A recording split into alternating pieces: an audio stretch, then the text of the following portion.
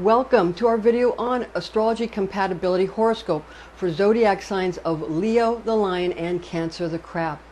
And this is along with their Zodiac angels for these specific signs, being Verchiel for Leo and Muriel for Cancer. Now first, our disclaimer. Watching this video or reading this document is an act of spiritual willpower, and any such action is considered magic. High magic should be used with all mindfulness, since powerful forces of manifestation are unleashed. This is intended exclusively for entertainment purposes. I'm Pastor Rosemary. I'm a Rosicrucian seer, a biblical astrologer, Christian psychic, and Gnostic mystic. And this is a Readings by Rosemary angelic transmission. Leo the Lion is a fire sign. The lion is fixed fire and is both the daytime and the nighttime habitation of the sun, or in Latin called Sol, planet of light and warmth, and is considered a planet by the ancients. Now, and the moon is too. Now, the sun rules over Leo both in the day and in the night. And the planetary archangel of the sun is the mighty archangel Michael. Yes, Michael is the archangel of the sun, the planet of the sun. And he is also the angel that rules over all the fire signs in the zodiac. So he's an archangel, an elemental archangel as well. Again, he rules over all the fire signs, of which Leo the Lion is fixed fire. So remember that while the sun rules over Leo during the day and the night, the same is true for the moon that rules over the sign of Cancer in the day and in the night. And the sun and the moon are different than all the other planets, because the other planets, they share a daytime and nighttime habitation. Each planet it'll have a different aspect for the day and for the night. But for the sun and for the moon, for Leo and for the sign of Cancer, the moon rules over Cancer in the day and night, and Leo rules over the sign of Leo in the daytime and the night. So remember that the archangel Michael, he's the planetary archangel of the sun, but he's also the elemental archangel of the element of fire. Again, fixed fire. Now, the astrology angel, the zodiac angel that is for Leo specifically, the zodiac angel for Leo specifically is the zodiac angel Verchiel, the angel Verchiel. And the tarot card for Leo the Lion, is the Strength card. We have the Strength card here. Now the Strength card, again, it is specifically for the sign of Leo the Lion. And you see the lion here, and with the goddess taming the lion with her compassion, because we know that compassion is important for Leo. Now, the sign of Cancer, the crab, it's a water sign. The crab is cardinal water, and is both the nighttime, again, and the daytime dwelling of the moon or Luna, planet of change and reflected light. Again, considered a planet by the ancients. And therefore, the moon rules over Cancer both in the nighttime and in the daytime. Now, the planetary archangel of the moon or Luna is the archangel Gabriel. Gabriel is the archangel who rules over the planet of the moon. And also, the specific zodiac angel for the sign of Cancer is Muriel, zodiac angel Muriel.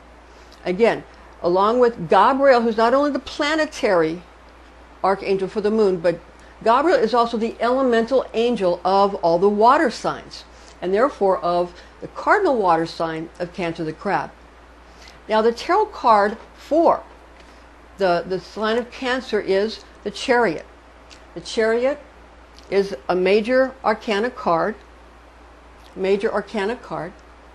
Okay, it's called the Chariot, and this is specifically for the sign of Cancer, the crab. It's about alchemy, and it's about the charioteer who's driving the chariot with the sphinxes pulling it, one dark and one light, and it symbolizes the dualities, and it symbolizes also that it is our mind and our will that drives the body and drives what we actually think about, giving you control, that you get through to an inner spiritual alchemy, inner personality alchemy, where you begin to get control of the physical realm and control of the emotions, and you begin to be able to be very commanding in your life and have great willpower and drive that cart using the forces of light and dark, the sphinxes of light and dark, both for you.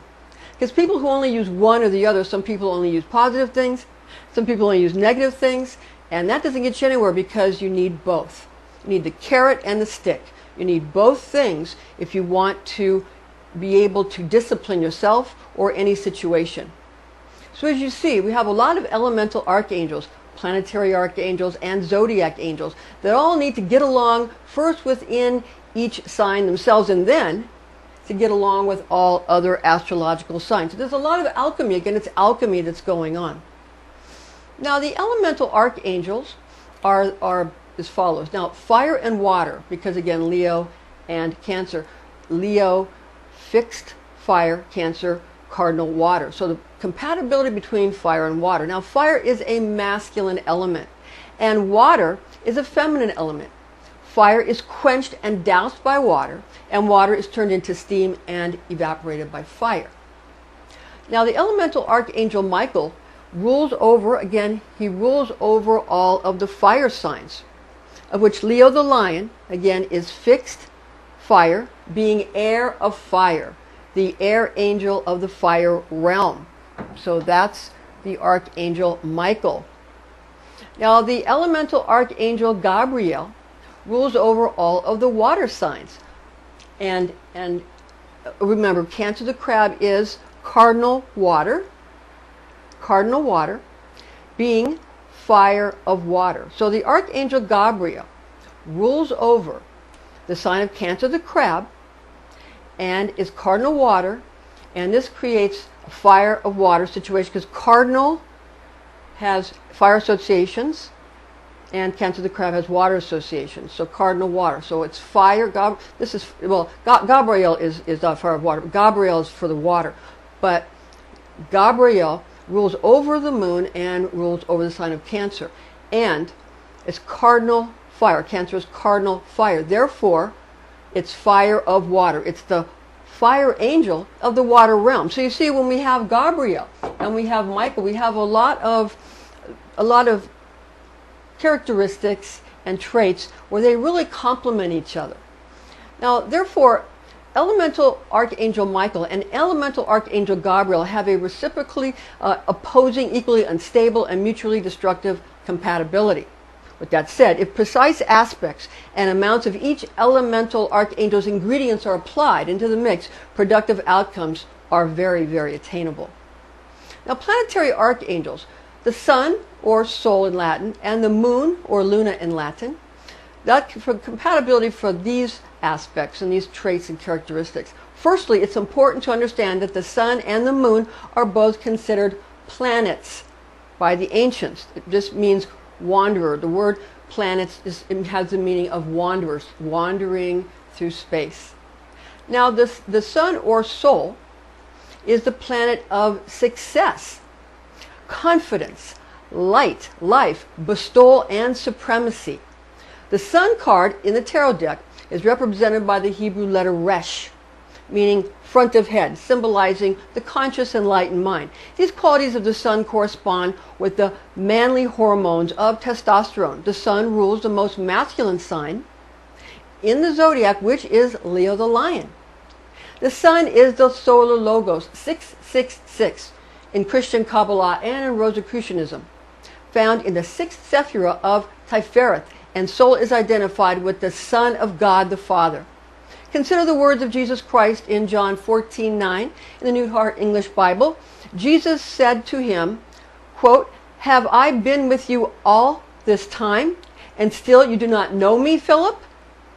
He who has seen me has seen the Father. How can you say, 'Show us the Father'?" Unquote. Now, the moon, or luna, is the planet of ambiance, changeability, psychic vibes, feelings, primal instincts, and monthly cycles, which the females in the audience are all very familiar with. These attributes of the moon correspond with the womanly hormone of estrogen. The High Priestess card in the tarot deck is assigned to this ancient planet of the moon, with the Hebrew letter Gimel, meaning camel, being allotted to the realm of sublime perceptions. Now, such talents of clairvoyance, clairaudience, and clairsentience are gifted to this mysterious woman who sits between the twin pillars of Joachim and Boaz, found in King Solomon's temple. The moon card in a tarot deck is symbolically, it's symbolized by the Hebrew letter Kof, meaning back of head. And it symbolizes the subconscious or unconscious mind. With that said, the moon card in tarot is allocated to the zodiac sign of Pisces the fish, not Cancer the crab, which is the topic of this discussion. So as you can see, the proclivities of the moon and lunar functions thereof are much more complex and unpredictable than those of the sun. We have already discussed that the tarot card, which represents the sign of Cancer the crab, is the Chariot card. Keep in mind that this charioteer holds the reins and guides the twin sphinxes before him to pull the chariot. Let's reflect on Isaiah 66:23 in the Webster Bible translation. And it shall come to pass from one new moon to another, and from one Sabbath to another, shall all flesh come to worship before me, saith the Lord. This is one passage in the Bible, in the book of Isaiah, again 66:23, that really shows how some of the theories that some modern academics and rabbis think, that the word Sabbath used to mean full moon, and now it doesn't mean full moon anymore, but it used to, is held up by this verse. Again, Isaiah 66:23, Webster Bible translation, and it shall come to pass that from one new moon to another, and from one Sabbath to another, shall all flesh come to worship before me, saith the Lord. So I think that proves this theory very well of some of the academics. Some of my friends some of the friends that go to the temple that I like to visit sometimes on Friday nights, they had mentioned this to me. And I think this really makes that clear. Now, zodiac angels for Leo and Cancer compatibility, specifically for these two astrology signs. Leo zodiac angel Verchiel and Cancer zodiac angel Muriel find each other refreshing and exciting initially when they first meet. Now, the lion welcomes the expressive and often emotive nature of the crab, while the aquatic crustacean enjoys the big cat's compassion, controlled enthusiasm, and zeal for life. Leo's Verchiel wants adventure, passion, and planning for fast, fun, yet productive outcomes. Now, quixotic atmospheres are a must with the lion. And what you need to understand is that the lion has a sort of, he likes epic journeys and grand celebrations, complete with ample amounts of pomp and circumstance. So you see how these two kind of are gonna be when they first meet each other. Okay. Now, romance is a vital component when courting a Leo in order to win her or his heart. Cancer's Muriel might seem fickle until winning the crab's trust. Soft and sensitive on the inside is the crab, and hard as nails on the outer shell of the crab. Cancer the crab often causes misunderstandings and must be well comprehended when dealing with a family member or a friend. Cancer's love life, it's kept exciting with opportunities from many relationships. That is until someone strong, responsible, and able to accept the crab's nurturing ways comes along. Cancer, and therefore Muriel, is quicker to get into new relationships. Now remember, it's going to seem fickle. The crab is going to seem fickle until winning the trust by showing responsibility and that you're going to still be there no matter what. So again, Cancer the crab, Muriel, the zodiac sign, the zodiac angel of the zodiac sign of Cancer the crab, again, is quicker to get into new relationships and is therefore more likely to have a more difficult time making up their minds than Verchiel of Leo, the zodiac angel Verchiel of the zodiac sign of Leo the Lion, especially in regards to their love lives, because Leo is a fixed fire sign and Cancer the Crab is a cardinal water sign. Just imagine a relationship between a lion and a crab. You probably think that all crabs are herbivores, don't you? Cute little creatures that wouldn't hurt a fly. Even though leonine big cats are carnivorous, therefore, there are also some species, just understand this, there are some species of crabs that are carnivorous and omnivorous. That means they eat meat or anything. Lions don't usually hunt for aquatic crustaceans along the seashore, while crabs will sometimes kill and eat kittens, hens, and other crustaceans. Didn't know that, did you? Now, if not for the size differential, crabs would have the upper hand over lions because crabs are more comfortable on the seashore than lions are on the water. Nevertheless, lions will only swim across the river if they have if they absolutely must, because they prefer land. Lions prefer land. Now, being creatures that live in the wet sand and in the ocean, crabs have strong claws that they use to really break open the shells of other crustaceans or to kill an immature cat or even a chicken. Now, lions don't have to worry as long as science fiction thrillers of giant crabs created by radiation pollution of Earth's oceans don't become science fact. Until then, crabs will have to live on lobster, kittens, and hens, and other crabs. Now, if a crab wants to get along with a lion, the crab should use her or his oversized pincers to remove thorns from the lion's paw. We'll take a moment now to tell the Greek tale of Androcles, written by Aesop, found in Aesop's fables from 6th century before Christ. Now, my grandfather used to tell me this bedtime story when I was a little girl. So this is the story as I remember it being told to me. So it's paraphrased. In this ancient legend, a slave by the name of Androcles escapes his captivity and flees into the woods in order to conceal himself from his master so that he's not recaptured. While in the woods, he meets a lion who is injured by a thorn in his paw, which is painful, bloodied, red, and swollen, causing the wild animal great difficulty in walking. Androcles removes the thorn from the lion's paw and then applies a bandage to the wound. The lion is so very grateful to this fugitive that the beast takes the escaped slave back to his home, which is his cave. While the runaway slave is a guest in the lion's den, the lion shares his meat that he has hunted and killed with his newfound human friend, and is affectionate towards the man, much like a hunting dog would be, really. Now, eventually, Androcles and the lion are found and captured by the emperor's soldiers. The lion was starved for food, and Androcles was thrown into a coliseum with the lion for sport, and a great entertaining show where the hungry lion was supposed to tear the frightened recaptured slave apart and eat him alive. The emperor and his excited spectators were in for a big surprise, though. The lion recognized his friend Androcles, who also recognized the animal. So Androcles also recognized the lion that he helped, his friend.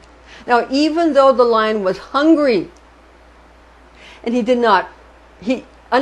was hungry, he was being starved, and even though he was hungry, he did not hurt nor eat Androcles, because the emperor was so astonished and impressed with their friendship, he released and freed both the lion and his new best friend, Androcles. Perhaps the Greek legend of Androcles serves as an inspiration for the following two verses in Scripture. Now, Psalms 22:16 in the New Heart English Bible, "For many dogs have surrounded me, a company of evildoers have enclosed me. They have pierced my hands and my feet." Now, Revelation 5:5 in the New Heart English Bible, one of the elders said to me, "Do not weep. Look, the lion who is of the tribe of Judah, the root of David, has overcome so that he can open the scroll and loose its 7 seals." So just remember, we have Leo the Lion by the Strength card, and we have also we have Cancer the Crab, the Chariot card. Information found in this document is based on the oral tradition known as Kabbalah, taught to me by Rosicrucian clergy when I was but a young girl, the facts of which I have committed to memory. Thank you for joining us, and please join us again.